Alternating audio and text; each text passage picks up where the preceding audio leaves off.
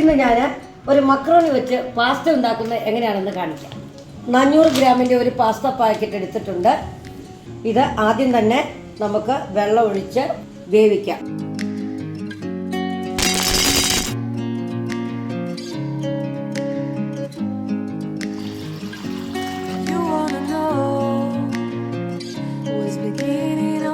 ഇത് 15 മിനിറ്റ് ഇതിന് വേവുണ്ട്. ഇത് വേവുമ്പോഴേക്കും നമുക്ക് ഒരു മസാല ഉണ്ടാക്കാം.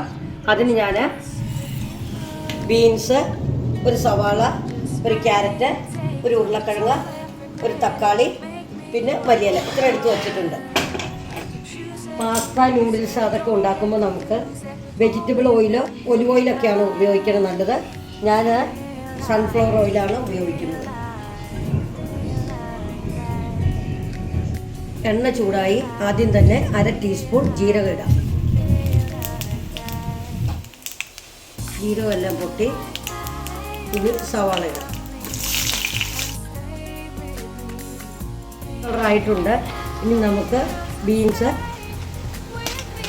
പൊട്ടറ്റോ, ക്യാരറ്റ്, തക്കാളി ഇതെല്ലാം കുറച്ച് ഉപ്പ് ചേർക്കാൻ. നമ്മൾ മക്രോണി വേവിക്കാനും കുറച്ച് ഉപ്പിട്ടിട്ടുണ്ട്. ഒരു 5 മിനിറ്റ് ഇത് അടച്ച് വെച്ച് വേവിക്കാം. 15 മിനിറ്റ് കഴിഞ്ഞു. മക്രോണി നന്നായിട്ട് വെന്തിട്ടുണ്ട്. ഇനി നമുക്ക് ഒരു അരിപ്പയ്ക്കകത്തേക്ക് ഊറ്റിയെടുക്കാം. നന്നായിട്ട് വെന്തിട്ടുണ്ട്. ഇതിനകത്തേക്ക് ഞാൻ 1 ടീസ്പൂൺ മല്ലിപ്പൊടി ചേർക്കാം. 1/4 ടീസ്പൂൺ മഞ്ഞൾപ്പൊടി, 1 ടീസ്പൂൺ മുളക് പൊടി. നന്നായിട്ട് ഇളക്കി മുളക് പൊടിയുടെ ഒക്കെ പച്ചമണം മാറി. പച്ചവെള്ളം ഒഴിക്കാൻ പോവുകയാണ്.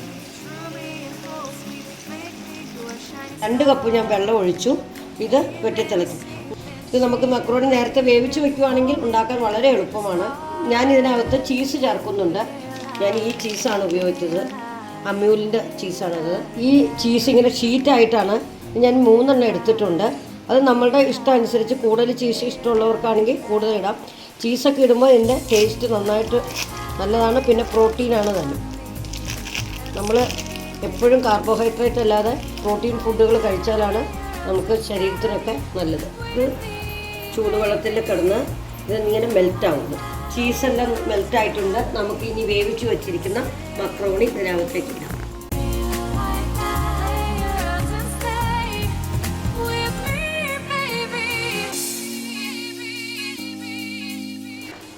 പാസ്ത റെഡിയായി. ഇനി നമുക്ക് സെർവ് ചെയ്യുന്ന പാത്രത്തിലേക്ക് ഇടാം.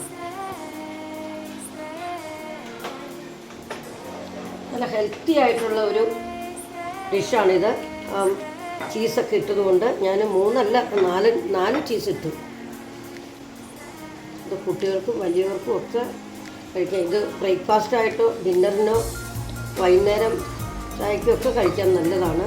മുകളിൽ നമുക്ക് മല്ലിയില ഇടാം.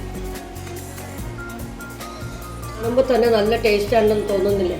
നിങ്ങളും ഇതുപോലെ ഉണ്ടാക്കി നോക്കും. എൻ്റെ ചാനൽ നിങ്ങൾക്ക് ഇഷ്ടപ്പെടുകയാണെങ്കിൽ ലൈക്ക് ചെയ്യാനും സബ്സ്ക്രൈബ് ചെയ്യാനും മറക്കരുത്.